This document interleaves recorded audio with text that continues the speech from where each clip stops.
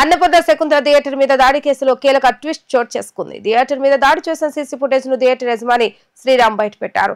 శ్రీరామ్ బంధువులే ఈ దాడికి పాల్పడ్డారని నిర్ధారణైంది. ఎందుకు దాడి చేశారో చెప్పాలని ప్రశ్నిస్తే బంధువులు సమాధానం చెప్పట్లేదని యజమాని శ్రీరామ్ ఆవేదన వ్యక్తం చేశారు. థియేటర్ మీద దాడి చేసింది బంధువులైనా ఇంకా ఎవరైనా కఠిన చర్యలు తీసుకోవాల్సిందేనని డిమాండ్ చేశారు.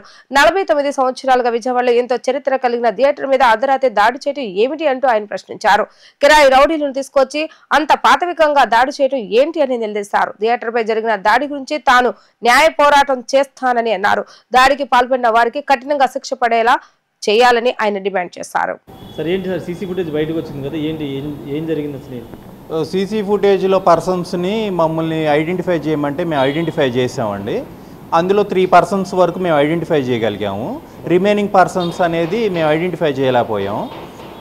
సుమారు వీళ్ళు ముగ్గురు అనేది ఒకళ్ళు శశిమోహన్ అనే ఒక అతను, నందు అనే ఒక అతను, గోర్ల జయప్రకాష్ అని ఇంకో అతను అండి. వీళ్ళు ముగ్గురు ఉన్నారు, ఐడెంటిఫై చేసాం. వీళ్ళు కాకుండా ఇంకొక 10 మంది నుంచి 12 మంది వరకు ఉన్నారండి. వాళ్ళ ఐడెంటిఫై చేయలేకపోయామండి. ఓ లారీ మీద మైనేని ఎర్త్ మూవర్స్ అని సంథింగ్ కంపెనీ పేరు ఉందండి. వాళ్ళని కూడా మేము ఒకసారి సంప్రదించాలండి ఏంటనేది. పోలీసులకు ఫిర్యాదు చేశారు కదా, వాళ్ళ మీద చర్యలు తీసుకోవాలని డిమాండ్ చేస్తున్నారు. వీళ్ళ మీద 100% చర్యలు తీసుకోవాల్సిందేనండి. ఎందుకంటే ఇది అనేది క్రైమ్ అండి. వాళ్ళందరూ ఇప్పుడు మేము ఐడెంటిఫై చేసిన పర్సన్స్కి థియేటర్కి సంబంధం లేదండి. వాళ్ళు 15 ఏళ్ళు అయిపోయింది హైదరాబాద్ వెళ్ళిపోయి. కానీ ఇప్పుడు వచ్చి ఇలా ఎందుకు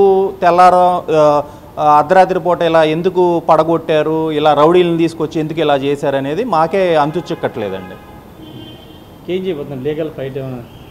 వీళ్ళ మీద తగిన చర్యలు తీసుకోవాలండి. మాకు తగిన న్యాయం చేయాలి. మేము ఇదే లెగసీ కంటిన్యూ చేస్తామండి. థియేటర్ బాగు చేయించుకుని మా అన్నపూర్ణ శకుంతల థియేటర్ రన్నింగ్లో తీసుకొస్తామండి.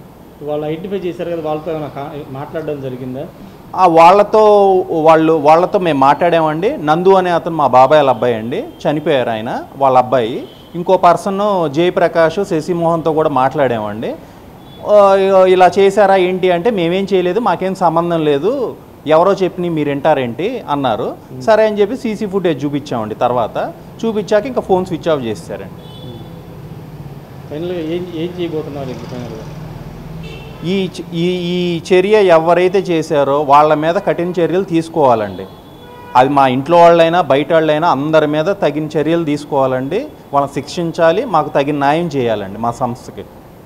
అన్నపూర్ణ శకుంతల మళ్ళీ పునర్వైభవం, అన్నపూర్ణ శకుంతల థియేటర్ పునర్వైభవం తీసుకొస్తామండి. త్వరలోనే మేము ఓపెన్ చేస్తామండి, అన్నీ సెట్ చేసుకుని.